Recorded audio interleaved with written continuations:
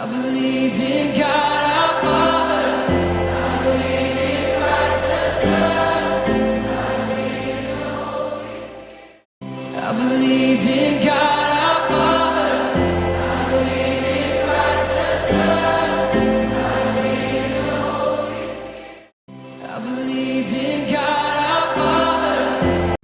நம்ம எல்லாரும் தலைகளை தாழ்த்தி ஜெபிப்போம். பரிசுத்தமுள்ள ஆண்டவரே, அருமையான இந்த காலவேளைக்காய் நன்றி துதிக்கிறோம், ஸ்தோத்திரிக்கிறோம். கர்த்தர் நல்லவர் என்பதை ருசித்து பாருங்கள். அவர்கள் நம்பிக்கையாயிருக்கிற மனுஷன் பாக்கியவான்.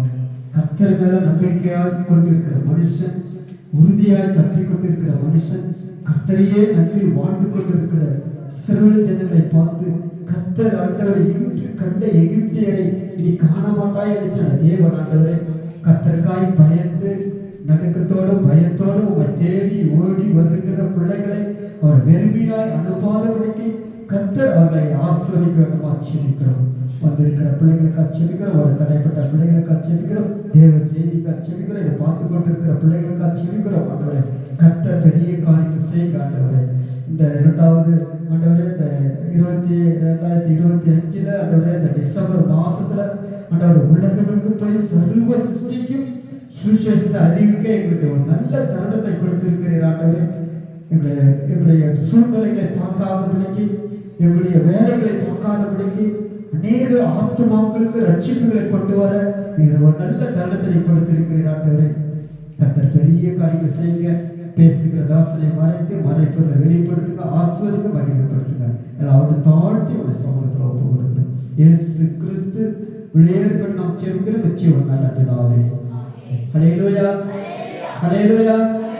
ஒரு பாலகன் பிறந்தார், நமக்கு ஒரு குமாரன் கொடுக்கப்பட்டார். நமக்கு ஒரு குமாரன் கொடுக்கப்பட்டார். கர்த்தத்துவம் அவர் தோளின் மேல் இருக்கும். கர்த்தத்துவம் அவர் தோளின் மேல் இருக்கும். அவர் நாமம் அதிசயமானவர். அவர் நாமம் அதிசயமானவர். ஆலோசனை கர்த்தர். ஆலோசனை கர்த்தர். வல்லமை உள்ள தேவன். வல்லமை உள்ள தேவன். நித்திய பிதா. நித்திய பிதா. சமாதான பிரபு எனப்படும். சமாதான பிரபு எனப்படும். ஹல்லேலூயா.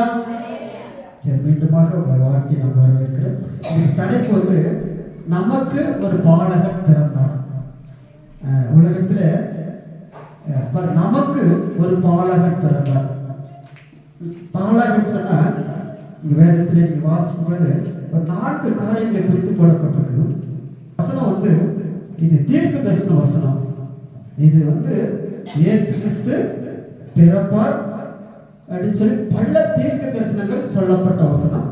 அது குறிப்பாக இயேசு கிறிஸ்து பிறப்பார் என்று சொல்லி ஒரு மகத்துவமான ஒரு தீர்க்க தரிசன புஸ்தகம். இதுல 4 காரியம். முதலாவது, நமக்கு ஒரு பிள்ளை பிறந்தார், அல்லது ஒரு மனிதனாக இந்த உலகத்துக்கு வந்தார். நமக்கு ஒரு குமாரன் கொடுக்கப்பட்டார். ஆனா தேவன் தந்த ஒரு பரிசு. நமக்கு ஒரு குமாரன் கொடுக்கப்பட்டார் சொன்னா தேவன் நமக்கு ஒரு கிஃப்ட் போல, ஒரு ஈவு போல தேவன் ஒரு பரிசாக இந்த உலகத்துக்கு வந்தார். மூன்றாவது காரியம், அவர் அதிசயமானவர் ஆலோசகர். அதிசயமானவர் ஆலோசகர். நம்மை சரியான வழியில நடத்துவார். நம்ம நிறைய இஸ்ரவேல் ஜனங்களை வழி தப்பி போயிருக்கும் போது சரியான வழியில அவர் நடத்துவார். வல்லமை உள்ள தேவன் சொன்னா சகல அதிகாரமும் அவரிடத்துல இருக்குது. யாரிடத்துல? கர்த்தரிடத்துல இருக்குது. நித்திய பிதானா என்னாலும் மறவாத ஒரு அன்பு, ஒரு நித்தியமான ஒரு அன்பு. நீங்க உலகத்துல நிறைய அன்பு இருக்குது. அந்த அன்புல வந்து பாதியில இருக்கும். அது கடைசி வரைக்கும் இருக்கிற ஒரு அன்பு. கடைசி வரைக்கும் வாசிக்கலாம். சமாதானத்தை தருவது நமக்கு உண்மையாகவே சமாதானம் தருவதற்காகத்தான் இயேசு கிறிஸ்து நமக்காக இந்த உலகத்தில் பிறந்தார். இதுல 4 காரியங்களை குறித்து பார்க்க. முதலாவது, அதிசயமானவர், ஆலோசனை கர்த்தர், வல்லமை உள்ள தேவன், நித்திய பிதா, சமாதான பிரபு. 5 காரியங்கள். முதலாவது பார்த்தீங்கன்னா அதிசயமானவர். இந்த உலகத்துல இயேசு கிறிஸ்து பிறந்தது ஒரு அதிசயமானது. ஏன் சொன்னா இஸ்ரவேல் ஜனங்களுடைய பாடுகள், கஷ்டங்கள், கண்ணீர்கள், வேதனைகளை, என்னுடைய துக்கம், யாராவது ஒருவர் என்னுடைய பாரத்தை சுமக்க வர மாட்டாரா அப்படி ஏங்கிக் கொண்ட நாட்கள் உண்டு.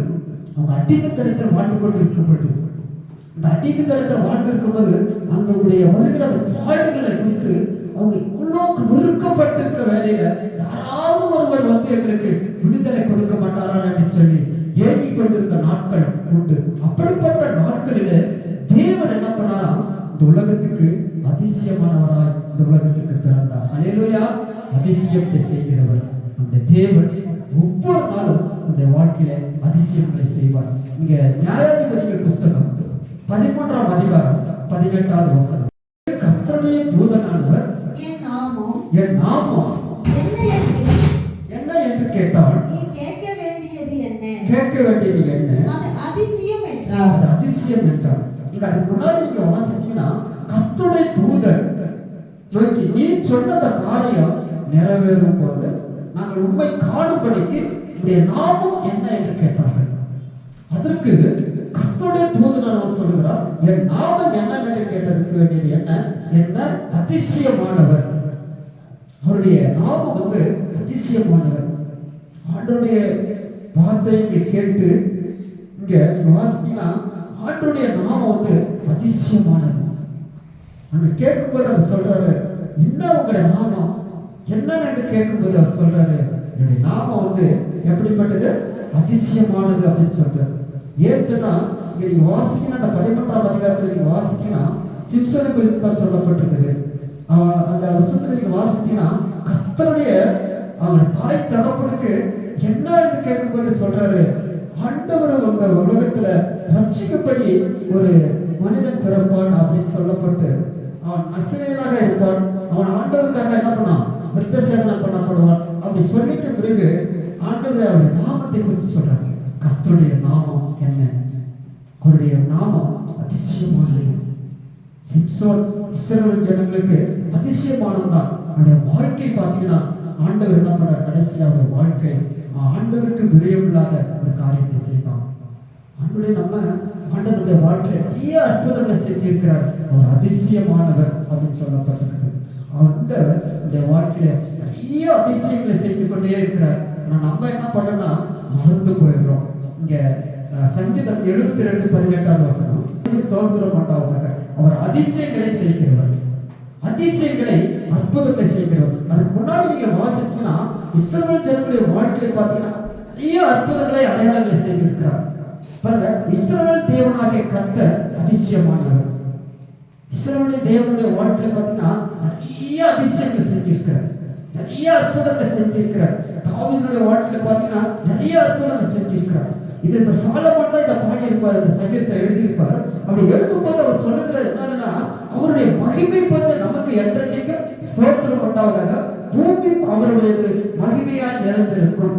ஆமென் சொல்றாங்க. இந்த அதிசயம் இயேசு கிறிஸ்து இந்த உலகத்துல பிறந்தது அதிசயம். இஸ்ரவேல் ஜனங்களுடைய வாழ்க்கையில நிறைய அதிசயங்களை ஆண்டவர் செஞ்சிருக்கிறார். அவர் செய்த அதிசயங்களை பார்த்தீங்கன்னா ஏராளமான அதிசயங்களை செஞ்சிருக்கிறாரு. அவரே அதிசயமா இந்த உலகத்துக்கு வந்திருக்கிறார். தன்னையே அவர் என்ன பண்ணிக்கிறாரு, அர்ப்பணித்து இந்த பூமிக்கு இந்த உலகத்துக்கு வந்திருக்கிறார். நீங்க 136 நீங்க வாசித்தீங்கன்னா ஆண்டவர் அந்த 136 நீங்க வாசித்தீங்கன்னா 14வது வசனத்துல நீங்க வாசித்தீங்கன்னா அவர் அதிசயமானவர். எதோ அதிசயமானவர்னா இஸ்ரவேல் ஜனங்கள் அந்த சிவந்த சமுத்திரத்தை என்ன பண்ணாராம், ரெண்டா பிரிச்சுட்டார். பாருங்க, அந்த சிவந்த சமுத்திரம் ரெண்டா பிரிஞ்சிச்சு, அது நடுவே கடந்து போனார்கள். எவ்வளவு பெரிய அற்புதம் பாருங்க. இந்த ஏசாயா தீர்க்கதரிசி முதல் சொல்வது ஒரு அதிசயமானவர். இஸ்ரவேல் ஜனங்களே இந்த சிவந்த சமுத்திரத்தை ரெண்டாக பிறந்து உலர்ந்த வட்டாந்தரையாக அவங்க என்ன பண்ணாங்க, கடந்து போனார்கள். காரணம் என்ன தெரியுமா, ஆண்டவர் செய்த அதிசயம் நிறைய ஏராளமானமா இருக்கிறது. இங்க சங்கீத ஏசாயா 25:1 வாசிக்க வேண்டாம். அப்ப இஸ்ரவேல் ஜனங்கள் நீங்க அதிசயங்களை செய்தீர்கள் அப்படின்னு சொல்றாங்க. ஆண்டவருடைய வாழ்க்கையில நிறைய அற்புதங்கள் செஞ்சிருக்கிறார், அதிசயங்களை செஞ்சிருக்கிறார், அற்புதத்தை செஞ்சிருக்கிறார். ஆனா நம்ம என்ன பண்றோம், மறந்து போயிடுறோம். மீகா 7ஆம் அதிகாரம் 15வது வசனத்தை வாசிக்க வேண்டாம். நீங்க எகிப்து தேசத்துக்கு புறப்பட பண்ண அதிசயமா நான் என்ன பண்ணுவேன், கணம் பண்ணுவேன். எகிப்து தேசத்துல அடிமைத்தனமாக வாழ்ந்தார்கள். அடிமைத்தனத்திலிருந்து ஒரு விடுதலை கிடைக்கணும்னு சொல்லி அவ்வளவு அடிமைத்தனத்தில் வாழ்ந்து கொண்ட அந்த ஜனங்கள் என்ன பண்ணாங்க, ஆண்டவர் உன்னை என்ன பண்ணாரா, அதிசயமாய் உன்னை என்ன பண்ணாரா, கணம் பண்ணுவார். இன்றைக்கு ஆண்டவர் உலகத்துல பிறந்தது ஒரு அதிசயமானவர். யோபு சொல்றாரு, ஆராய்ந்து முடியாத, எண்ணி முடியாத அதிசயங்களை நான் செய்வேன் சொன்னார். யோபுடைய வாழ்க்கையில ஆண்டவர் செஞ்சார். உங்களுடைய வாழ்க்கையிலே ஆண்டவர் செய்வார். எண்ணி முடியாத அதிசயங்களை, ஆராய்ந்து பார்க்க முடியாத அதிசயங்களையும் ஆண்டவர் நம்முடைய வாழ்க்கையில ஆண்டவர் செஞ்சிருக்கிறார். என்னைக்காவது உட்கார்ந்து யோசித்து பார்த்துக்கிறோமா? யோபு 9:10 வாசித்து பாருங்க. முடியாத பெரிய காரியங்களையும், எண்ணி முடியாத அதிசயங்களையும் அவர் செய்கிறார். ஆராய்ந்து முடியாத அதிசயங்கள். அதிசயமானவர் ஒரு பேர். யாருக்கு? இயேசு கிறிஸ்து ஒரு பேர். நமக்கு ஒரு பாடகர் பிறந்தார் என்று சொன்னார். நம்முடைய துக்கத்தை நீக்குவதற்கு, நமக்கு ஆறுதல் படுத்துவதற்கு, நம்மை வழி நடத்துவதற்கு, நம்முடைய பாரங்களை சுமக்குவதற்கு, நம்ம பட்ட அந்த கஷ்டத்துல தீர்வதற்கு ஆண்டவர் ஒரு அற்புதத்தை அதிசயம் செய்வார். எப்படின்னா நம்முடைய வாழ்க்கையில பரிசுத்தமா வாழ்வோம் தான் ஆண்டவர் செய்வார். அந்த வாழ்க்கையில பரிசுத்தம் இல்லைன்னா கண்டிப்பா ஒரு அற்புதமா ஆண்டவர் நடக்காது. நிறைய நேரங்கள நம்ம அற்புதம் நடக்கல, அதிசயம் நடக்கல அப்படின்னு சொல்லி கேட்கிறோம். ஆனா நம்ம வாழ்க்கையில ஆண்டவர்கிட்ட போயிட்டு நம்ம சில காரியங்களை சொல்லும் போது அற்புதம். யோபு வாழ்க்கையில எண்ணி முடியாத, ஆராய்ந்து பார்க்க முடியாத அதிசயம் நடந்துச்சு. காரணம் என்ன தெரியுமா? அவன் வந்து ஒரு நீதிமான், அவன் வந்து ஒரு சன்மார்க்கன், அவன் வந்து கர்த்தருக்கு பயப்படுகிற ஒரு மனுஷன், அவன் வந்து பாவத்தை விட்டு பொல்லாப்புக்கு விலகுற ஒரு மனுஷனா இருந்தான். அதனாலதான் அவனுடைய வாழ்க்கையில என்ன பண்ண ஆண்டவர் ஒரு அதிசயத்தை செஞ்சார். எண்ணி முடியாத அதிசயங்கள், ஆராய்ந்து பார்க்க முடியாத காரியங்கள் ஆண்டவருடைய வாழ்க்கையில் செய்வார்.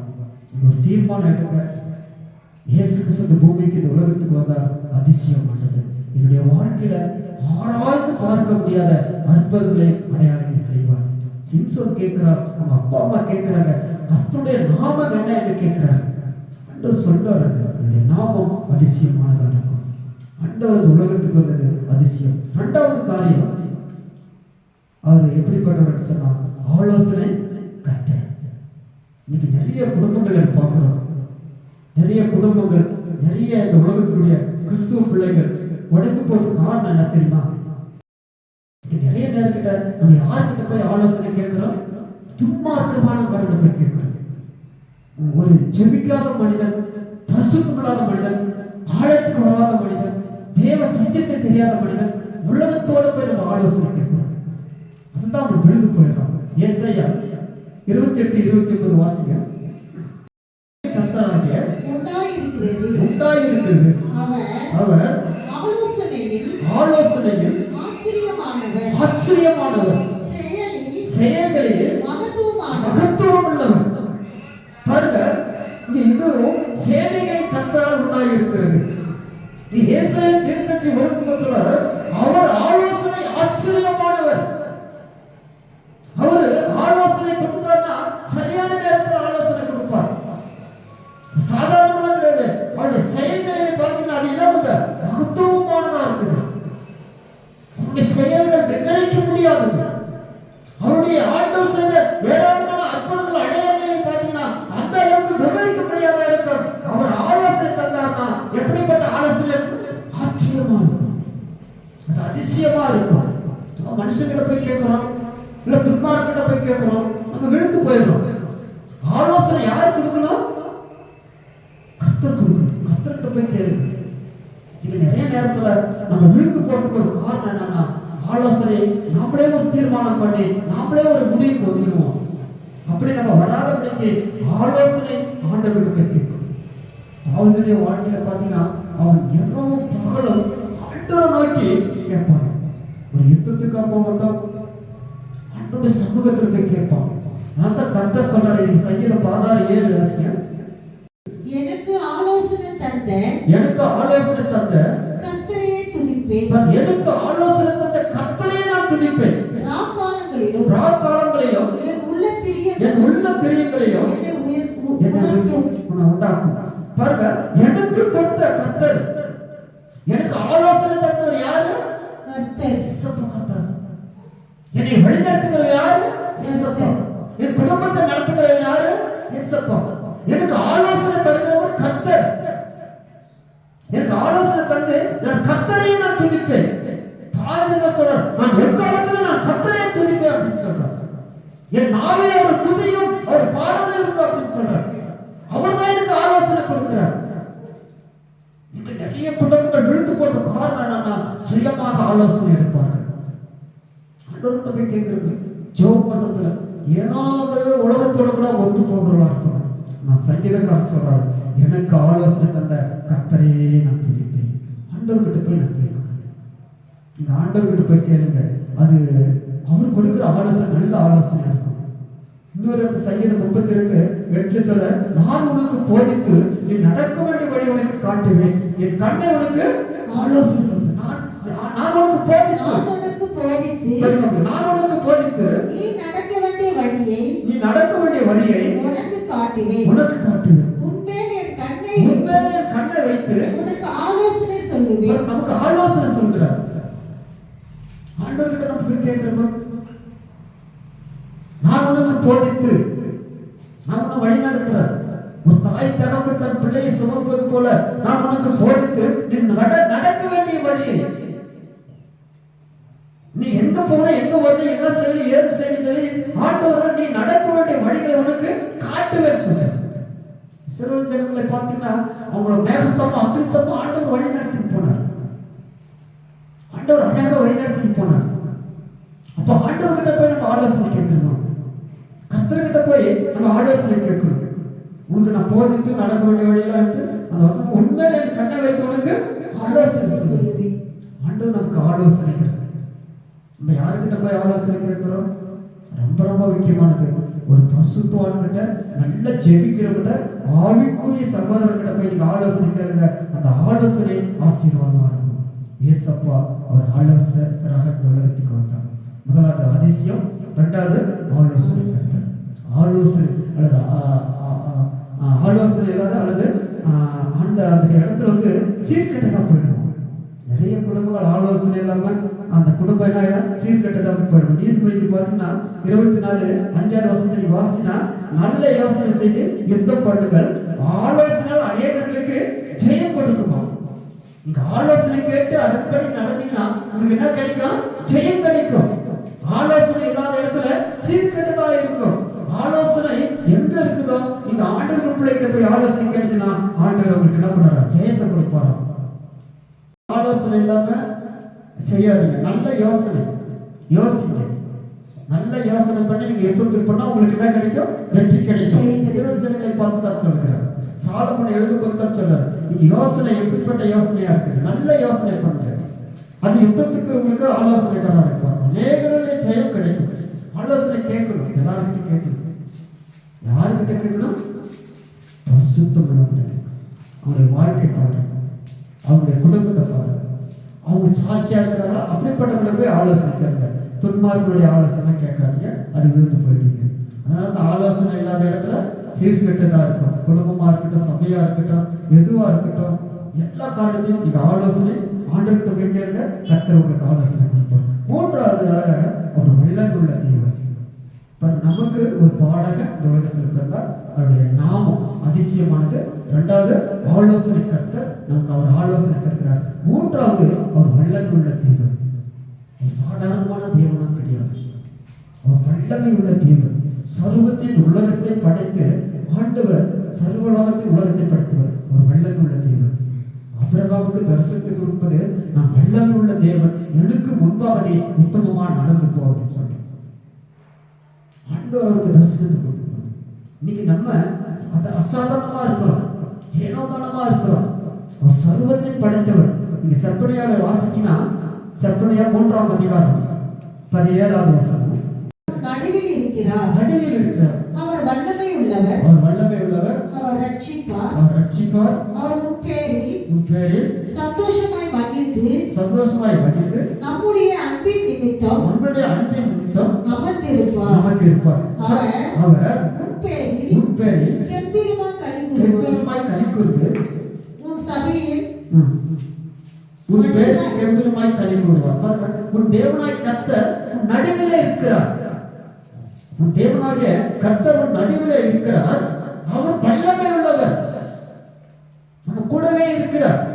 இஸ்ரவேல் ஜனங்களை பார்த்து இந்த செப்பனை அவர் சிறு தீர்க்கதரிசி நான் சொல்றேன். அவர் சொல்றார், உங்க நடுவில் அவர் இருக்கிறார். நீங்க அந்த சிவந்த சமுத்திரத்தை கடந்து வரும்போது உங்க நடுவில் தான் இருந்தாரு. அந்த அந்த வனாந்தரத்துல ஆண்டவர் உங்கள் நடுவில் தான் இருந்தார். அந்த கசப்பான தண்ணீரை மதுரமாய் மாற்றும் போது உங்க நடுவில் தான் இருந்தார். உங்கள் தேவையை சந்திக்கும் போது ஆண்டவர் உங்கள் நடுவில் தான் இருந்தாரு. ஆனால் அவர் எப்படிப்பட்டவர் என்று சொன்னால் வல்லமை உள்ள தேவன், அவர் ரட்சிப்பவர். இந்த உலகத்துக்கு எதுக்கு அவர் வந்தாருன்னு சொன்னார், நம்மை ரட்சிப்பதற்காகவே இயேசு கிறிஸ்து இந்த பூமிக்கு இந்த உலகத்துக்கு வந்தார். அவர் நம்ம பேர்ல சந்தோஷப்படுவார், மகிழ்ப்படுவார். அவர் நம்ம அன்பின் நிமித்தமாக நம்ம என்ன பண்றோம், கெம்பீரித்து பாடுவோம். ஆண்டவர் நம் நடுவிலே இருக்கிறார். வல்லமை உள்ள தேவன், அதிசயமானவர், ஆலோசனை கர்த்தர். நம்ம ஆலோசனை கேட்காம விழுந்து போயிட்டோம். ஆண்டவர்கிட்ட போய் ஆலோசனை கேளுங்க. கர்த்தர் உங்கள் நடுவிலே இருக்கிறார். ஆண்டவர் உங்கள் நடுவிலே இருக்கிறார் என்று சொல்லப்பட்டிருக்கிறது. ஆண்டவர் உங்களுக்கு அற்புதங்களை அடையாளங்களை செய்வார். தேவனாகிய கர்த்தர் அவர் வல்லமை உள்ளவராக இருக்கிறார். அவர் பராக்கிரமசாலி உள்ளவராக இருக்கிறார். நம்மை ரட்சிப்பதற்கு இந்த பூமிக்கு இந்த உலகத்துக்கு அவர் வந்தார் என்று சொல்லப்பட்டிருக்கிறது. நீங்க அதே யோபு 42:2 படி சகலத்தையும் செய்ய வல்லவர் வல்லவர், நீ செய்ய நினைத்தது தடைபடாது என்பதை அறிந்திருக்கிறேன். கர்த்தர் யோபுக்கு விரோதமா பேசுறார், பிரச்சனை பேசுறார். யோபு குறித்து சொல்றார், தேவனை சகலத்தையும் செய்ய வல்லவர். அவர் எப்படிப்பட்டவர்? சகலத்தையும் செய்ய வல்லவராக இருக்கிறார். அவர் வல்லமை உள்ள தேவன். சகலத்தையும் இந்த பூமியில் உண்டாக்கின எல்லாவற்றையும் செய்ய வல்லவராக இருக்கிறார். நீ செய்ய நினைத்தது தடைபடாது. ஆண்டவர் சொன்னாலும் கண்டிப்பா செய்வார். அது தடைபடவே படாது. ஆண்டவர் சொல்லிட்டாரா நிச்சயமாகவே அது என்ன பண்ணுவார், அது செய்வார். தேவர் சகலத்தையும் பூமியும் சிருஷ்டித்தவர். அல்பாவும் உமாயமா இருக்கிறார். இந்த உலகத்தில் ஆதி அந்தமும் அவரே இருக்கிறார். இந்த வானத்தில் பூமியை படைத்த கர்த்தருக்கு ஒரு ஒத்தாசை அனுப்புவார். யோபு கடைசியில் சொல்லும்போது, தேவன் நீ சகலத்தை நீ படைத்திருக்கிறீர்கள், சகலமும் உங்களுடைய தாண்டவரே, சகலமும் நல்லொழுக்கமா நீ படைத்திருக்கிறீர் ஆண்டவரே. நீ செய்ய நினைத்தது தடைபடவே படாத ஆண்டவரே. ஏற்ற காலத்துல ஏற்ற நேரத்துல நீ செய்கிறீர் ஆண்டவரே. ஏற்ற நேரத்தில் தான் இந்த பூமிக்கு இந்த உலகத்துக்கு இயேசு கிறிஸ்து ஒரு குமாரனாக ஒரு பாலகனாக இந்த உலகத்தில் பிறந்தார். டைம் இருக்கு, நேரம் இருக்கு, சரியான நேரத்தான் இந்த உலகத்தில் அவர் வந்தார் என்று சொன்ன பார்க்கிறோம். ஆண்டவர் சொன்னார் கண்டிப்பா செய்வார். அவர் தடைபடவே பட மாட்டார். நீ செய்ய நினைத்தது தடைபடாது. ஆண்டவர் வெயிட் பண்ணி சரியான நேரத்துல ஆண்டவர் நமக்கு என்ன பண்ணலாம் தருவார். கடைசியில வெளிப்படுத்தின விசேஷம் 4ஆம் அதிகாரம் 6ஆவது வசனம் வாசிக்க, ஒவ்வொன்றும் அவ்வொரு சிறகு உள்ளவைகளும் சுற்றிலும் முள்ளையும் கண்களால் நிறைந்தவர்களுமாய் இருந்தன. அவைகள் இருந்தவரும் இருக்கிறவரும் வருகிறவருமாய் சர்வ வல்லமையுள்ள தேவனாகிய கர்த்தர் பரிசுத்தர் என்று இரவும் பகலும் ஓய்வு இல்லாமல் சொல்லிக் கொண்டிருப்பார். அந்த 4 ஜீவன் பரலோகத்துல எப்படி சொல்லிக் கொண்டிருக்குமா, அது 4 ஜீவங்களும் ஒவ்வொன்றும் சிறகுகளுக்கு சுற்றிலும் உள்ளே கண்களால் நிறந்தவையா இருக்கும். அவைகள் இருந்தாலும் அவர் இருக்கிறவரும் வருகிறவருமா இருக்க சர்வ வல்லமையுள்ள தேவனுடைய கர்த்தர். அவர் பரிசுத்தர் என்று இரவும் பகலும் ஓயாமல் சொல்லிக் கொண்டிருப்பார். சர்வ வல்லமையுள்ள தேவன் நடுவில் இருந்து நம்மை பரிசுத்தர் என்று ஓய்வில்லாமல் சொல்லிக் கொண்டிருப்பார். ஏன் சொன்னா நம்மை மீட்பதற்காக ஆண்டவர் உலகத்துக்கு வந்தார். மீட்பர் என்று சொல்லி ஒரு பேர் கொடுக்கப்பட்டார். பாவிகளை ரட்சிப்பதற்கு இயேசு கிறிஸ்து இந்த பூமிக்கு இந்த உலகத்துக்கு வந்தார் என்று சொல்லப்பட்டது. சர்வ வல்லமையுள்ள தேவன் இஸ்ரவேல் ஜனங்களை வழி நடத்தினார். யூத ஜனங்களுக்காகத்தான் இயேசு கிறிஸ்து இந்த பூமிக்கு இந்த உலகத்துக்கு வந்தார். ஆனாலும் கூட அவங்க என்ன பண்ணுங்க, கீழ்ப்படியாம போய்விட்டாங்க. முதலாவது நம்ம பார்த்தோம், அவர் அதிசயமானவர். 2வது ஆலோசனை கர்த்தர். 3வது சர்வ வல்லமை உள்ளவர். 4வது ஒரு நித்திய பிதா. அவர்தான் நிரந்தரமானவர் இந்த உலகத்துக்கு. அவர் எப்படிப்பட்டவர்? நித்திய பிதா. அவர் நமக்கு தந்தையாக நித்திய பிதாவாக இருக்கிறார். நித்தியமானவராக இருக்கிறார். வாசிக்க 1 தீமோத்தேயு 1ஆம் அதிகாரம் 17வது வசனம். அதிர்ஷ்டம் உள்ள ராஜாவும் தம்மை ஒரே ஒருவரே ஞானமுள்ள தேவனாய் இருக்கிறவரும் கனமும் மகிமையும் சதா காலமும் உண்டாகி இருக்கிறார்கள். அவர் நித்திய நித்தியமானவர். நித்திய பிதாச்சனா நித்தியமானவர். அவர் அழிவில்லாதவர். அவர் அதரிசனமானவர், ராஜாவமா இருக்கிறார். அவர் ஒரே ஒருவருக்கு ஞானம் உள்ளவரா இருக்கிறார். ஞானமுள்ள தேவனா இருக்கிறார். கனமும் மகிமையும் அவருக்கு ஒன்றே தான் சொல்லப்படும். நித்தியமானவர், அழிவில்லாதவர். அவரை யாரும் பார்க்கவே முடியாது. பிதாவை இதுவரைக்கும் ஒருவரும் கண்டதில்லை தான் வேதம் சொல்லப்பட்டிருக்கு. பாவிகளை ரட்சிப்பதற்கு இயேசு கிறிஸ்து உலகத்துக்கு அனுப்பினார். ஆனா பிதாவை, நித்திய பிதாவை நீங்க என்ன பண்ண முடியாது, பார்க்கவே முடியாது சொல்றாரு. அவர் நித்தியமானவராக இருக்கிறார். அவர் நித்தியத்திலே நித்தியமான தேவன். அவர் அப்படிப்பட்ட அவர் நமக்கு ஒரு இயேசு கிறிஸ்து பிதாவுக்கு ஒரு தந்தையாக இருக்கிறார். பிதாவுடைய சித்தத்தின்படிதான் இயேசு கிறிஸ்து இந்த பூமிக்கு அவர் வந்தார். அவர் எப்படிப்பட்டவர் சொன்னார்? அழிவில்லாத தேவன். நித்திய பிதா எப்படி? அழிவில்லாத தேவன். அது யாரும் பார்க்கவே முடியாது. அப்படிப்பட்ட ஒரு நித்தியமான பிதாவாக அவருக்கு ஒரு பெயர் கொடுக்கப்பட்டிருக்கு. யாருக்கு? இயேசு கிறிஸ்து. நீங்க 1 தீமோத்தேயு 6ஆம் அதிகாரம் 15-16 வாசிப்பாங்க. தேவன் தம்முடைய காலங்களில் வெளிப்படுத்துவார். அவரே நித்தியமுள்ளவர், ஏக சக்கராபதியும் ராஜாவும் கர்த்தாவும் ஒருவரையும் சமைப்பு உள்ளவரும் சாவாமை உள்ளவரும் சேரக்கூடாத ஒளியில் வாசம் பண்ணுகிறவரும் மனுஷரை ஒருபோதும் கண்டீராதவருக்கும் காணக்கூடாதமாய் இருக்கவும் அவருக்கே கனமும் நித்தியமும் வல்லமையும் உண்டாயிருக்கிறது. தேவன் தம்முடைய காலங்களை வெளிப்படுத்துகிறவர். அவர் எப்படிப்பட்டவர் சொன்னா நித்தியம் உள்ளவராக இருக்கிறார். ஏக சதாதிபதியாக, ராஜாதி ராஜாவாக, கர்த்தாதி கர்த்தாவாக, ஒருவரும் சாவாமையோடு சேரக்கூடாத வெளியிலே வாசம் பண்ணுகிறவராக இருக்கிறார். நித்திய பிதா யாருமே பார்க்க முடியாதோ அப்படிப்பட்ட வெளியிலே வாசம் பண்ணுகிறவராக அவருக்கு கனமும் நித்தியமும் வல்லமையும் உண்டாயிருக்கு. நித்திய பிதா. இயேசு கிறிஸ்துவுக்கு ஒரு பேர் என்னது? நித்திய பிதா. நித்தியமானவர்.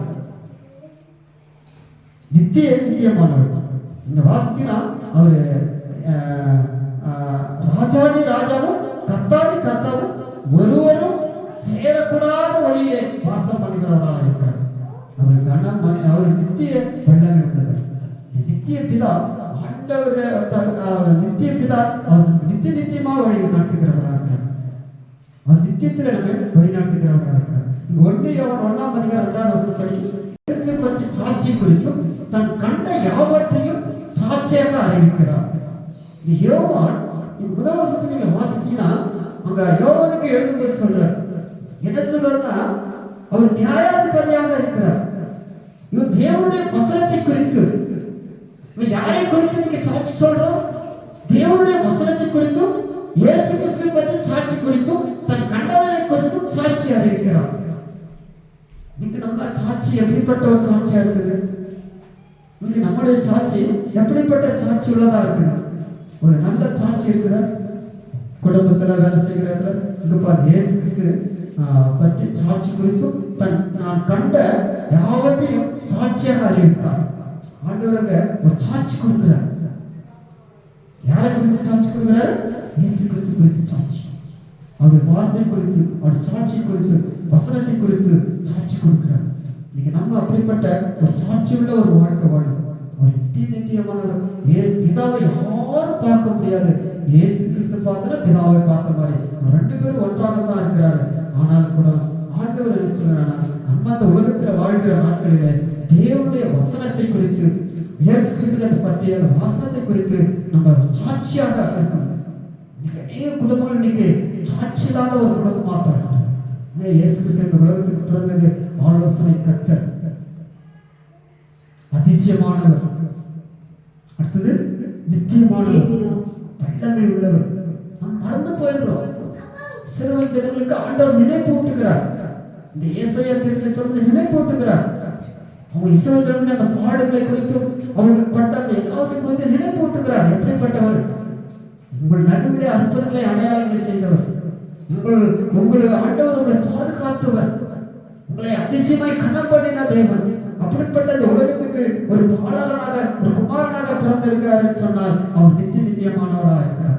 நித்திய பிதாவை குறித்து நீங்கள் சாட்சி கொள்வதாக இருக்க வேண்டும். இந்த காலத்துல நம்ம எப்படிப்பட்ட சாட்சி உள்ளவர்களா இருக்கிறோம்னா தேவனுடைய வசனத்தை குறித்தும் இயேசு கிறிஸ்துவை பற்றி சாட்சி கொள்ளும்.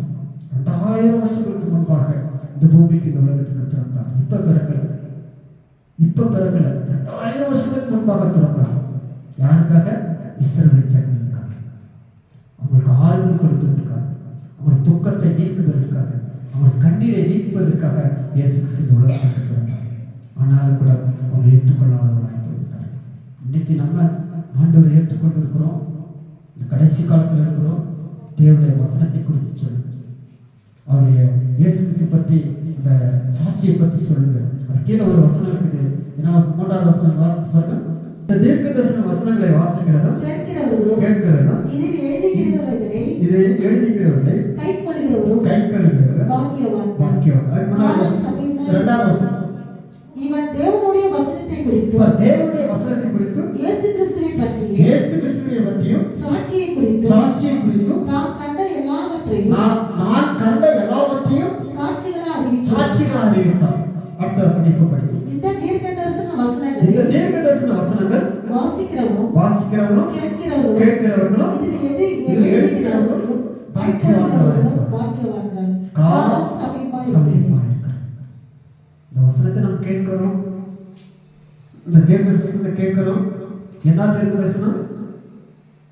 அதிசயமானவர், ஆலோசனை கர்த்தர், நித்திய பிதா, சர்வ வல்லமை உள்ளவர்.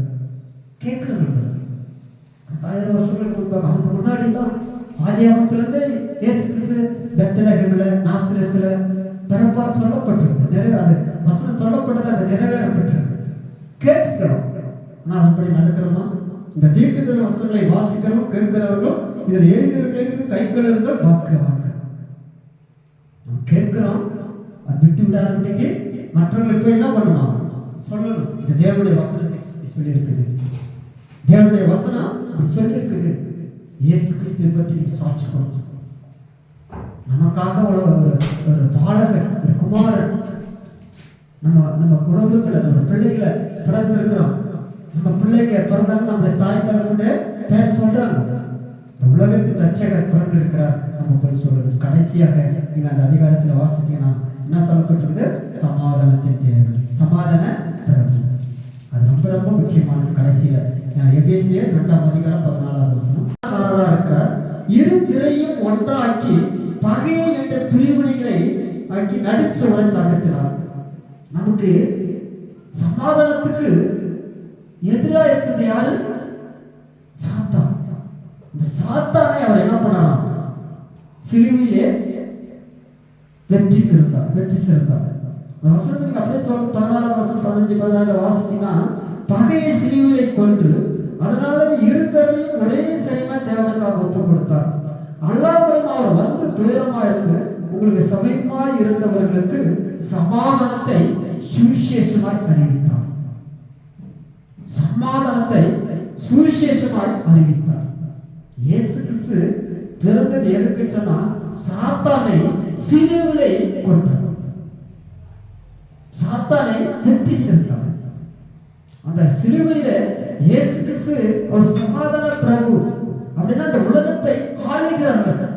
இந்த உலகத்தை ஆளுகிறதுக்கு என்ன வேண்டும் சொன்னா முதலாவது சாத்தானை என்ன பண்ணும்? அந்த பகையை வெற்றி சேர்க்க வேண்டும். அதான் ஒரு சிறந்தார் என்று சொல்றாரு. பகையை வெற்றி சேர்த்ததுனால்தான் அவர் என்ன பண்ணாரா? இந்த உலகத்துக்கு ஆசீர்வாதம் கொடுத்தார். இன்னைக்கு ஆண்டவர் நமக்கு ஒரு ஒரு மேய்ப்பராக வந்திருக்கிறார். நீங்க மீகா 5ஆம் அதிகாரம் 4வது வசனம் 5வது வசனம், நம்முடைய தேவனாகிய கர்த்தருடைய நாமத்தில் மகத்துவத்தோடும் மேய்ப்பார். ஆகையால் அவர்கள் நிலைத்திருப்பார்கள். அவர்கள் இனி பூமி எல்லைகளில் பரித்தமும் மகிமைப்படுவார். அவர் சமாதானக்காரர்.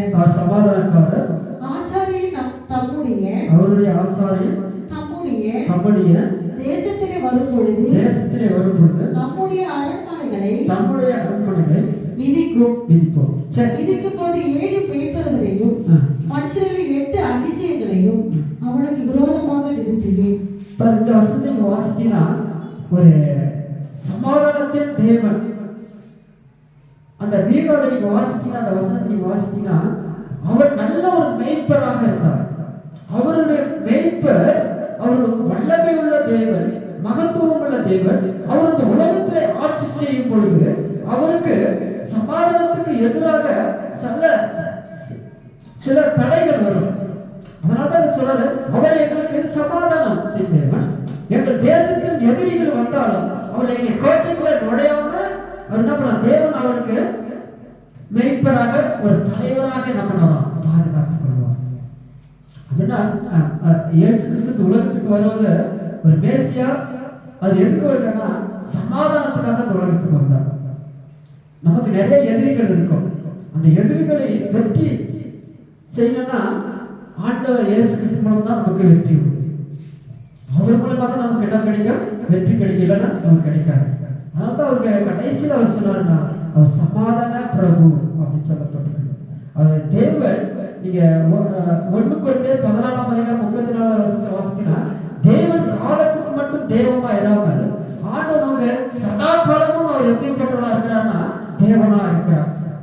ஆண்டவர் நமக்கு இந்த தேவ சமாதானம் படிக்கிற வசனம் தேவனா இராமல் சமாதானத்துக்கு தேவனாய் இருக்கிறார். சமாதானத்துக்கு தேவனாய் இருக்கிறார். பரிசுத்தவான்களுடைய சபை எல்லாவற்றுக்கும் அப்படியே இருக்கிறது. அப்படியே தேவன் காலத்துக்கு தேவனாய் இராமல் சமாதானத்துக்கு தேவனாய் இருக்கிறார். சமாதானத்துக்கு தேவனாய் இருக்கிறார். பரிசுத்தவான சபைகள் எல்லாவற்றிலும் அப்படியே இருக்கிறது. ஏற்றுனா எல்லாருடைய சபைக்கும் தலைவர் யாரு? அந்த சபைக்கு தலைவரா இருக்கிறதுனால அவர் சமாதானத்துக்கு மட்டும் தேவனா இல்லை, இந்த உலகத்துடைய சபைக்கு எல்லாவற்றுக்கும் அவர் எப்படி இருக்கிறார்னா சமாதானமா இருக்கிறார். அப்ப இயேசு கிறிஸ்து அவருக்கு சமாதானம்னா அந்த சபைக்கு மட்டும் அல்லது நமக்கு மட்டும் தலைவரா இல்லை, இந்த உலகத்தில் உள்ள எல்லா திருச்சபைகளுக்கும் அவர் எப்படிப்பட்டவராக இருக்கிறார்னா சமாதான தேவனா இருக்கிறார். அல்லேலூயா. சமாதானத்தின் தேவன்.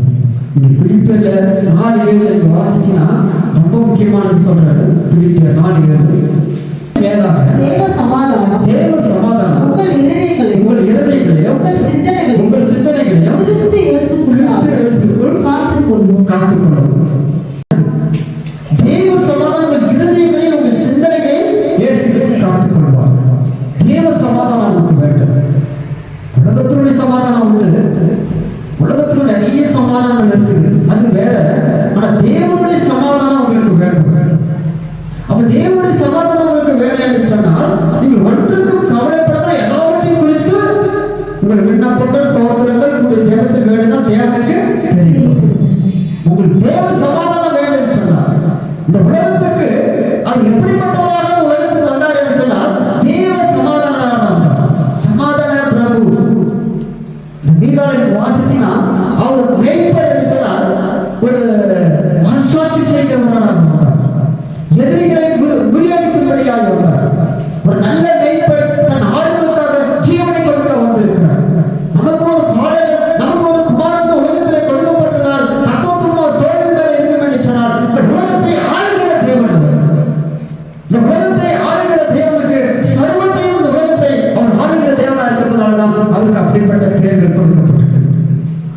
சமாதானத்தில் சமாதானம்.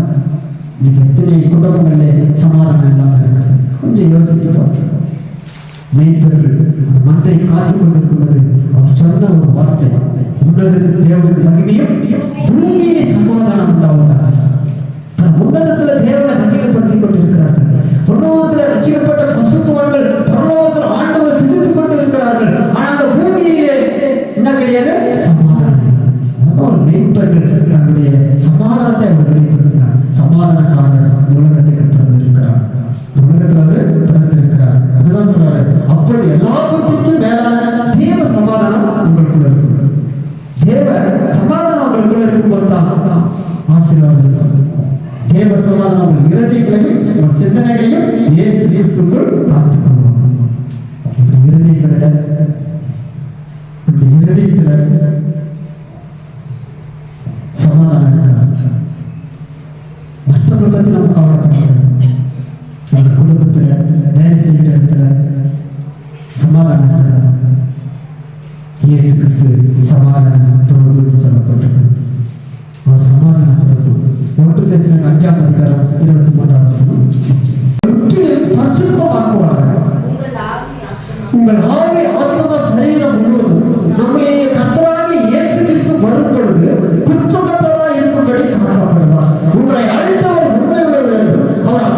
செய்வார். சமாதானத்தின் தேவன். ஏசாயத்தில் சொல்லப்பட்டதுல அங்க நிறைவேறப்பட்டது. நம் சமாதான தேவன் தாம் உங்களை முற்றிலும் பரிசுத்தமாக்குகிறார். நீங்க சமாதானமாக பரிசுத்தமாக்குவார். சமாதானத்தின் தேவன் உங்களுக்குள்ள இருந்தாருன்னா, உங்கள் இருதயத்துக்குள்ள இருந்தாருன்னா, உங்களுக்குள்ள வாசம் பண்ணா, உங்கள் திருச்சபையில உங்களுக்குள்ள அந்த வேலை செய்கிற இடத்துல இருந்தா ஆண்டவரை என்ன பண்ணாலும் முற்றிலும் பரிசுத்தமாக்குவார். அது ரொம்ப முக்கியம். பரிசுத்தம் பரிசுத்தம் இல்லாமல் கர்த்தரை ஒருபொழுதும் பரிசுத்தர் பரிசுத்தர் பரிசுத்தர் எல்லாவற்றையும் பரிசுத்தர் வாசம். அவர் உங்களுக்குள்ள வாசம் செய்வது உங்களோட ஆவி ஆத்மா சரீரம்னா முற்றிலும் எது இருக்குமா? குற்றப்பட்டதாக. இயேசு கிறிஸ்து வருவது குற்றப்பட்டதாக காக்கப்படுவார். இயேசு கிறிஸ்து உங்களுக்குள்ள இருக்கும்போது, ஒரு நியாயம் இருக்கும்போது உங்கள் இருதயம் பரிசுத்தமாக இருக்கும். நாத்தானியேல் தீர்க்கதரிசி பார்த்து நட்டுமத்திக்கு எழுதுவது உத்தம இஸ்ரவேலே என்று சொன்னார். உத்தம கபடற்ற இஸ்ரவேலே என்று சொன்னார். உத்தம இருதயம் உள்ளவர் என்று சொன்னார். நீங்க நம்முடைய இருதயம் எப்படிப்பட்டது? சமாதானம் தேவன் தாமே உங்களை முற்றிலும் பரிசுத்தப்படுத்துவார். அவர் உங்களுக்குள்ள இருந்தார்னா உங்களோட ஆவி ஆத்மா சரீரம் முழுவதும் உங்களை என்ன பண்ணலாம்? முற்றிலும் பரிசுத்தப்படுத்துவார். உங்களை அழைத்தவர் இரண்டாயிரம் வருஷங்களுக்கு முன்பாக இந்த ஏசாயா தீர்க்கதரிசி உரைக்கப்பட்டது, நிறைவேற்றப்பட்டது. அது பரிசுத்தத்தின் அவர் சமாதானத்தின் பிரபு, சமாதானத்தின் தேவன், நம்மை ஆசீர்வதிக்கிற வழிநடத்துகிற, நம்மை காக்குகிறவர், நம்மை அப்படியே செய்வார். 2 எப்பொழுதும் சகல விதத்திலும் உங்களுக்கு சமாதானத்தை தந்தருள்வார். சமாதானத்தை தந்தருள்வார். கர்த்தர் உங்களோடு கூட இருப்பதாக. சமாதானத்தின் கர்த்தர் தாமே எப்பொழுதும் சகல விதத்தில் உங்களுக்கு சமாதானத்தை தந்தருள்வார். நீங்க உலகத்துல பார்க்கிற நிறைய கிறிஸ்தவர்கள் எங்கே போறாங்க? கிறிஸ்தவத்தை சொல்றோம். இந்த சமயம் போய் சமாதானம், அங்க போன சமாதானம் கிடைக்கும், இங்க போன சமாதானம் கிடைக்கும். கிறிஸ்தவர்கள் சொல்றாங்க. ஆனா இப்ப வசனம் சொல்லுது சமாதானத்தின் கருத்து எப்பொழுதும் உங்க கூட இருந்தாலும் சமாதானம் கிடைக்கும். அப்ப எப்பொழுதும் உங்க கூட இருக்கும் பொழுது சகலத்தில் உங்களுக்கு என்ன பண்ணலாம்? வழி நடத்துவார். ஆண்டவர் உங்களை வழி நடத்துகிற தேவன். இஸ்ரவேல் ஜனங்களை ஆண்டவர் வழி நடத்தி கொண்டு போனார். பாலும் தேனும் போற தேசத்துக்கு கொண்டு போனார். ஆண்டவர் கண்மணி போல பாதுகாத்து அவங்க அந்த தேசத்துக்கு கொண்டு போகும்போது ஏறக்குறைய 6-7 லட்சம் பேர் இருந்தாங்க. ஆனா கடைசியிலே பாத்தீங்கன்னா எத்தனை பேர் போய் சேர்ந்தாங்க? 2 லட்சம். அவ்வளவு பேர் அந்த வனாந்தரத்தில் அழிந்து போனார்கள். ஆண்டவருக்கு பிரியமில்லாத வாழ்க்கை, ஆண்டவருடைய சத்தியத்துக்கு கீழ்ப்படியாத ஒரு வாழ்க்கை, சத்தியத்தை கேட்டு உணராத ஒரு வாழ்க்கை, ஆண்டவர் செய்த அதிசயங்களையும் அற்புதங்களையும் அவங்க பார்த்து இருந்தாங்க. ஆனால் கீழ்ப்படியாம போயிட்டாங்க. எத்தனை பேர் போனாங்க? 2 கர்த்தர் நம்ம கூட இருந்தாருன்னா நம்மளை வழிநடத்துவார். அதுதான் வசனம். சமாதானத்தின் தேவனாமே எப்பொழுதும் சகல விதத்திலும் உங்களுக்கு சமாதானத்தை தந்தருள்வார். கர்த்தர் கூடவே இருப்பார். ஆண்டவர் கூடவே இருக்கிறார். நீங்க யோவான் 14ஆம் அதிகாரம் 27ஆம் வசனம், உங்களுக்கு வைத்து போகிறேன், என்னுடைய சமாதானத்தை உங்களுக்கு கொடுக்கிறேன். உலகமும் கொடுக்கிற பிரகாரம் நான் உங்களுக்கு கொடுக்கிற உங்கள் இருதயம் கலங்காமல் பயப்படாமல் இருப்பதாக சமாதானத்தை நான் உங்களுக்காக வைத்து போகிறேன். நீங்க ஏசாயா தீர்க்கதரிசி புத்தகத்தில் வாசிக்கும் போது சமாதான பிரபு அப்படின்னு சொல்லப்பட்டிருக்கிறது. இந்த உலகத்தை ஆளுகிற தேவன் எப்படிப்பட்டவர் என்று சொன்னால் சமாதானத்தோடு இருக்க வேண்டும் என்று சொன்னார். இங்க நீங்க வாசிக்கும் போது சமாதானம் உங்களுக்காக வைத்து போகிறேன். நமக்காக ஜீவனை கொடுத்திருக்கிறார். நமக்காக இயேசு கிறிஸ்து இந்த பூமிக்கு ஒரு பாலகனாக பிறந்திருக்கிறார். அவர் என்னுடைய சமாதானத்தை உங்களுக்கு கொடுக்கிறேன். யாருடைய சமாதானம்? என்னுடைய சமாதானம். அவரு ஒரு ராஜாவாக அபிஷேகமான அதை நிறுத்திட்டு சிலுவையில போய் எல்லாருடைய அக்கிரமங்களுக்காகவும் எல்லாருடைய பாவங்களுக்காகவும் அவர் சிலுவையிலே மரித்தார். என்னுடைய சமாதானத்தை நான் உங்களுக்காக வைத்து கொண்டு போகிறேன். உலகம் கொடுக்கிற பிரகாரம் நான் கொடுக்கவில்லை. உங்கள் இருதயம் கலங்காமல் இருக்கும், பயப்படாமல் இருக்கும். பயப்படாது.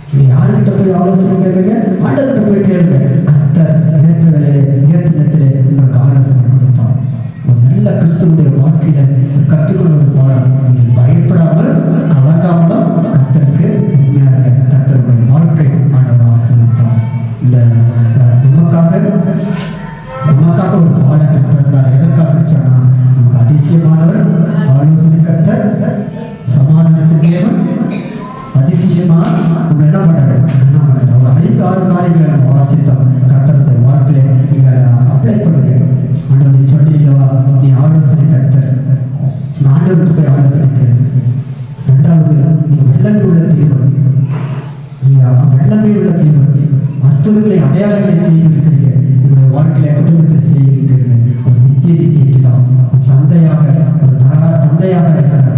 அந்த நித்திய பிதா அவர் சர்வத்தையும் படைத்தவராக இருக்கிறார். அவர் எப்போதும் மாற மாட்டார். அவர் பிராமிஸ் பண்ணார், அவர் செய்வார். கடைசியாக சமாதானத்தின் தேவன் நம்ம கூடவே இருக்கிறார். நமக்கு கூட இருக்கிறது மட்டும் இல்லை, இந்த உலகம் கொடுக்கிற சமாதானம் இல்லை. நான் கொடுக்கிற சமாதானம் உலகம் கொடுக்கிற பிரகாரம் கிடையாது. நான் கொடுக்கிற சமாதானம் என்ன சமாதானம்? நிச்சயத்துக்கு கொண்டு சமாதானம், இந்த பரலோக ராஜ்யத்துக்கு கொண்டு சமாதானம். இந்த உலகெல்லாம் டெம்பரரி தான். இந்த உலகம் டெம்பரரி. இந்த உலகம் ஒரு நாளைக்கு அழிஞ்சு போயிடும். அழியாத ஒரு நித்திய பிதா பரலோகத்துக்கு நம்ம என்ன பண்ணலாம்? கொண்டு போறாங்க. இப்படி கொண்டு போக சொன்னா நம்ம என்ன பண்ணலாம்? அந்த ஏசாயா அந்த 9ஆம் அதிகாரம் 6வது வசனம் திருப்பி படிச்சு முடிக்கலாம். நமக்கு ஒரு குமாரன் கொடுக்கப்பட்டான், நமக்கு ஒரு குமாரன் கொடுக்கப்பட்டான், கர்த்தத்துவம் அவர் தோளின் மேல் இருக்கும். கர்த்தத்துவம் அவர் தோளின் மேல் இருக்கும். அவர் நாமம் அதிசயமானவர், அதிசயமானவர், ஆலோசனை கர்த்தர், ஆலோசனை கர்த்தர், வல்லமை உள்ள தேவன், வல்லமை உள்ள தேவன், நித்திய பிதா, நித்திய பிதா, சமாதான பிரபு எனப்படும். அக்கீரடி வாசினா கர்த்தருடைய வைராக்கியம் இதை செய்யும் அப்படின்னு சொன்னாங்க. கர்த்தர் இதெல்லாம் சொல்லிட்டு கண்டிப்பா செய்வோம். நமக்கு ஒரு பாடகர் பிறந்தார், நமக்காக ஒரு குமாரன் கொடுக்கப்பட்டார். கர்த்தத்துவம் அவர் தோளில் மேல் இருக்கும். அவர் உலகத்தை ஆளுகை செய்ய போகிறார். ஆளுகை செய்கிற நாட்களில் ஆண்டுடைய நாமம் எப்படிப்பட்டதுன்னா அதிசயமானவர், ஆலோசனை கர்த்தர், வல்லமை உள்ள தேவன், நித்திய பிதா, சமாதான பிரபு. இந்த 5 காரியங்களும் நம்முடைய வாழ்க்கையை கடத்துகிறது. இயேசு கிறிஸ்து எனக்காக, என் குடும்பத்துக்காக, என் பிள்ளைகளுக்காக சொல்லியிருக்கிறார். நான் சமாதானமா இருக்கிறேன், என் குடும்பத்தில் அதிசயம் செஞ்சிருக்கிறாரா? தேவன் நித்தியமானவர், பரலோக ராஜ்யத்துக்கு போகணும். அந்த நித்திய பிதாவை நான் அறிந்திருக்கிறேன்னா சமாதானம் தரணும். சமாதானத்தை தாருங்க. உடைந்து பல குடும்பத்தை, பிரிந்து பல குடும்பத்தை ஆண்டவருக்கு ஒரு சமாதானத்தை கொடுக்க கர்த்தருக்கு சமாதானத்தை கொடுப்பார். கர்த்தருக்கு நிச்சயமாகவே சமாதானத்தை கொடுப்பார். இது ஒரு நல்ல ஒரு காலம். நம்ம இந்த டிசம்பர் 25 கிறிஸ்துமஸ் நாட்களில் நிறைய பேருக்கு என்ன பண்ணலாம்? சுவிசேஷத்தை அறிவிக்கலாம். நிறைய பேருக்கு ஆண்டவரை பற்றி சொல்லலாம். கர்த்தருடைய வாழ்க்கையை குடும்பத்தில் கர்த்தரை உயர்த்துவார். தேவன் அந்த வசனங்களை ஆசீர்வதிப்பார்கள். உச்சரிப்போ எல்லாம் எழுந்து ஒரு பாடலை பாடி கொடுக்க கர்த்தரை ஆசீர்வதிப்பார். நன்றி சொல்லுவோம். ஆண்டவரே, நமக்காக ஒரு பாடகர், நமக்காக ஒரு குமாரன் கொடுக்கப்பட்டார். கர்த்தத்துவம் அவர் தோளின் மேல் இருக்கும். ஆலோசனை கர்த்தர், அதிசயமானவர், நித்திய பிதா, வல்லமை உள்ள தேவன், சமாதான பிரபு. இந்த உலகத்திலே ஆண்டவரே உனக்கு அநேக நாமங்கள் கொடுக்கப்பட்டிருக்கிறது. இது கேட்டுக்கொண்டிருக்கிற, பார்த்து கொண்டிருக்கிற உடைய வாழ்க்கையில் ஆண்டவரே ஆலோசனை கர்த்தர். ஆண்டவரே எனக்கு ஆலோசனை கொடுத்த கர்த்தரையே நான் துதிக்கிறேன். எனக்கு சமாதானம் கொடுத்த தேவனையே நான் துதிக்கிறேன். எனக்கு நித்தியமாக பிதாவாக பரலோகத்துக்கு கொண்டு போகிற என் தேவன் ஆண்டவரை என்னை ஆசீர்வதிப்பார். எனக்கு ஆலோசனை கொண்ட அதிசயமானவர். இந்த உலகத்துக்கு நீ பிறந்தது ஒரு அதிசயம். அதிசயமானவரை அற்புதங்கள் செய்த தேவன் ஆண்டவர். என்னுடைய வாழ்க்கையில, குடும்பத்தில் ஆண்டவரே, பிள்ளைகளுடைய வாழ்க்கையில கேட்டுக்கொண்டிருக்கிற வாழ்க்கையில் ஆண்டவரே பிள்ளைகளை நீங்கள் ஆசீர்வாதமாக செய்கிறோம். ஆண்டவரே, இந்த கிறிஸ்துமஸ் நாட்களில பசியா இருந்த எனக்கு போஜனம் கொடுத்து, துணி இல்லாம இருந்தாலும் எனக்கு துணியை கொடுத்து, நான் வியாதியா இருந்த என்னை விசாரிக்க வந்தேன். இந்த சிறியருக்கு எது செய்தால் அது எனக்கே செய்தீர் என்று சொல்கிறார்கள். ஆண்டவரே, சபையில கொடுக்கிற கரங்களை, குடும்பங்களை கர்த்தரை ஆசீர்வதித்தார்கள். இன்னும் வல்லமையாக பயன்படுத்துகிறார். உற்சாகமாக கொடுக்கிறதுல தேவன் பிரியமா இருக்கட்டும். நீ பிரியப்படுத்துகிற தேவன் ஆண்டவரே, வருகிற நாட்களிலே சபையில நடக்கிற எல்லா தேவைகளையும் என் தேவன் சந்தித்து வழிநடத்தட்டும். வாலிபா பிள்ளைகளுக்கு செபிக்கிறோம், சிறு பிள்ளைகளுக்கு செபிக்கிறோம், திருமணம் ஆகாத பிள்ளைகளுக்கு செபிக்கிறோம். ஆண்டவரே, திருமணமாகி குழந்தை இல்லாத குழந்தைகளுக்கு செபிக்கிறோம். தடைப்பட்ட பிள்ளைகளுக்கு செபிக்கிறோம். இந்த பகுதியில் ஆண்டவரே அநேகருக்கு ஆண்டவரே சத்தியத்தை எடுத்து சொல்ல, இந்த சுவிசேஷத்தை அறிவிக்க ஆண்டவரே எங்களை தகுதிப்படுத்தும். ஆண்டவரே, இங்க வந்திருக்கிற ஒவ்வொரு குடும்பங்களுக்காக வளமையாய் பயன்படுத்தும். விவாதிப்படுகிற நாட்களையும் கர்த்தரையே தேவையில்லை சொல்லி கர்த்தர் எங்களை ஆண்டவரை ஆசீர்வதிக்க மகிமைப்படுத்துங்க. உங்களுடைய சபையின் தேவைகளெல்லாம் சந்திக்கும் கொடுக்கிற கரங்களை கத்தர் குடும்பங்களை பிள்ளைகளை இன்னும் ஆண்டவரை ஆசீர்வதிக்கணும். ஆண்டவரை ஒரு செல்வ சீமானாக மாற்றுங்க, ஆசீர்வாத மகிமைப்படுத்துங்க. பிதா குமாரன் பரிசுத்தாவியினால ஆசீர்வதிக்கிறோம். இயேசு கிறிஸ்து விளையாட்டு நாம் செலுக்கிற நிச்சயம் நல்ல பிதாவே. என் ஆத்மாவே கர்த்தரை ஸ்தோத்திரி, என் முழுவதே பரிசுத்த நாமத்தை ஸ்தோத்திரி. என் ஆத்மாவே கர்த்தரை ஸ்தோத்திரி. கர்த்தர் செய்த சகோதரர்களே, நம்முடைய கர்த்தராகிய இயேசு கிறிஸ்துவின் கிருபையும் பிதாவாகிய தேவனுடைய அன்பும் பரிசுத்த ஆவியானவருடைய அன்பின் ஐக்கியமும் இங்கு வந்திருக்கிற அனைவருக்கும் இயேசு கிறிஸ்துவின் இரண்டாம் வரைக்கும் மட்டும் நீடித்து நிலைத்திருப்பதாக. ஆமென். ஹல்லேலூயா.